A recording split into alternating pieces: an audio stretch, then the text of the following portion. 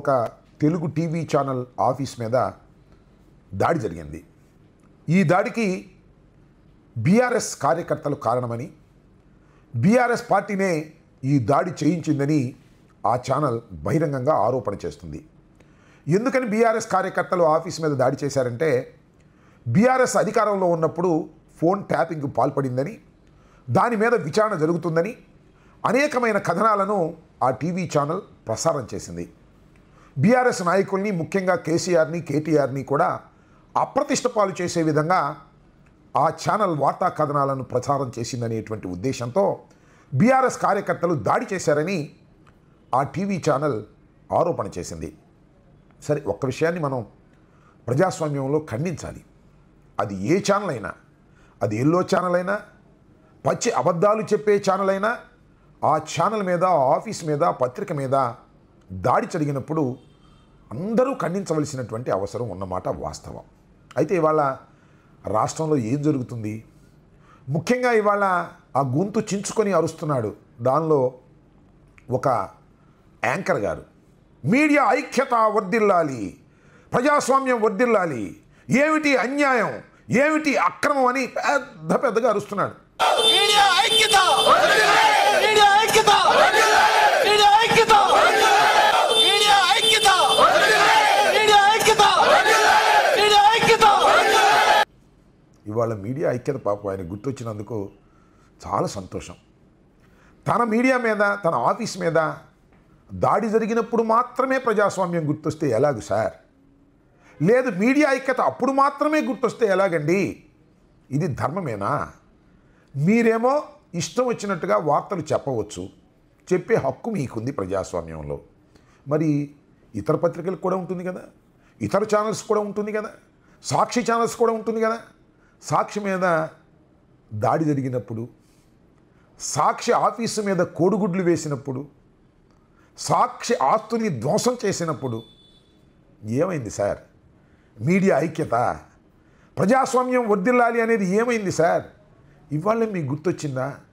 అంటే మీ ఆఫీసు మీద దాడి చేస్తే అప్పుడు మీకు ప్రజాస్వామ్యం, ఐక్యత గుర్తొస్తుందంటే ఎంతగా దిగజారిపోయారో ఒక్కసారి ఆలోచించుకోవాల్సినటువంటి అంశం ఇక్కడ ఉందని నేను ఈ సందర్భంగా చెప్తున్నా. దానికి చంద్రబాబు నాయుడు గారు, పవన్ కళ్యాణ్ గారు కూడా ఖండించేటటువంటి ప్రయత్నం చేస్తున్నారు. మంచిదే, ఖండించండి. ఆ పత్రికలు, ఆ ఛానల్స్ మీద జరిగినప్పుడే దాడిని మీరు ఖండిస్తే, కడమా పత్రికలు, కడమా ఛానల్స్ మీద మీరే ప్రోత్సహించి పంపిస్తున్నారు కదా, దాన్ని ఏమనాలి అంటున్నా. కాబట్టి ఎప్పుడైనా సరే మనం చేసేటటువంటి తప్పులు మనకే చుట్టుకుంటాయనే విషయాన్ని మీరు గ్రహించటంలో ఎందుకు విఫలమవుతున్నారో నాకు అర్థం కావటం లేదు. చాలా దుర్మార్గమైనటువంటి మీడియా ఇవాళ ఆంధ్ర రాష్ట్రంలో, తెలుగు రాష్ట్రాల్లో ఉంది. ఎవరి ఛానల్ వాళ్ళదే, ఎవరి వార్తలు వాళ్ళే. అసలు బీఆర్ఎస్ ఫోన్ ట్యాపింగ్ చేసిందో లేదో ఎంక్వైరీ జరుగుతుంది. చేశారా లేదా నిర్ణయించవలసింది విచారణ అధికారులు తప్ప ఈ మీడియా ఛానల్స్ కాదు. మీడియా ఛానల్స్ అసలు ట్యాప్ చేసేసినట్టే, వినేసినట్టే ఇవన్నీ చెప్పేస్తున్నారే. ఇది ధర్మమేనా? జరిగితే జరిగి ఉండవచ్చు, జరగకపోయి ఉండవచ్చు. విచారణ జరుగుతున్నప్పుడు ట్రైన్లు కూడా మీరే నిర్వహిస్తే ఎలాగ సార్? అలా నిర్వహించినప్పుడే ఇలాంటి ప్రాబ్లమ్స్ వస్తాయనే విషయాన్ని గమనించాలి.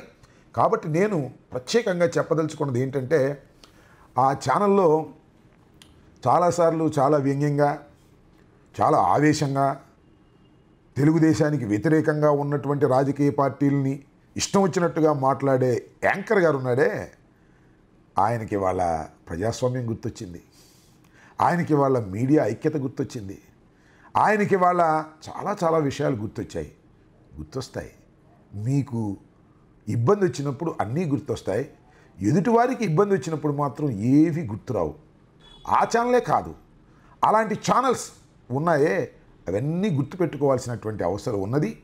మీడియా ఐక్యత వడ్డీలేది కేవలం మీ వరకే కాదు, తెలుగు మీడియా, రాష్ట్ర వ్యాపితంగా ఉన్నటువంటి మీడియా ఐక్యత వడ్డిల్లాల్సిన అవసరం ఉన్నది. ఏమంటే కొమ్మినేని శ్రీనివాస్ గారిని అరెస్ట్ చేసినప్పుడు ఈ ఐక్యత వడ్డిల్లాలి అని గొంతు చించుకుంటున్నటువంటి ఈ వీరు ఏం మాట్లాడారండి? అరే తురే అని కొమ్మినేని శ్రీనివాసరావు గురించి మాట్లాడేదా మీరు? అప్పుడు మీడియా ఐక్యత గుర్తు రాలేదా మీకు? కొమ్మినేని శ్రీనివాసరావు గారు మీడియాలో పనిచేయటం లేదా? కొమ్మినేని శ్రీనివాసరావు గారు పత్రికలకు సంబంధించిన వ్యక్తి కాదా? ఆయన ఏమైనా వేలేశారా? ఏమిటి అన్యాయం? కాబట్టి ఎదుటివాడికి ముప్పు వచ్చిందని మీరు సంతోషపడితే మీకు కూడా ఎప్పుడొకసారి ముప్పు వస్తుంది అనే విషయాన్ని మరిచిపోయి ప్రవర్తించడం సరైనటువంటి విధానం కాదని, ఎస్, మీడియా ఐక్యత వర్ధిల్లాలని, మీడియా అందరూ కలిసి ఇలాంటి దాడుల్ని ఖండించేటటువంటి ప్రయత్నం చేయాలని ప్రజాస్వామ్యంలో అందరూ కోరుకుంటాం తప్ప, సాక్షి మీద జరిగితేనేమో మంచిది, మా మీద జరిగితేనేమో ఐక్యత వర్ధిల్లాలి అనేటువంటి ఒక చౌకబారు మాటలు మాట్లాడేటటువంటి వ్యక్తులు మనసు మార్చుకోవాలని, సక్రమంగా వ్యవహరించాలని ఈ సందర్భంలో నేను చెప్పదలుచుకున్నాను. ధన్యవాదాలు.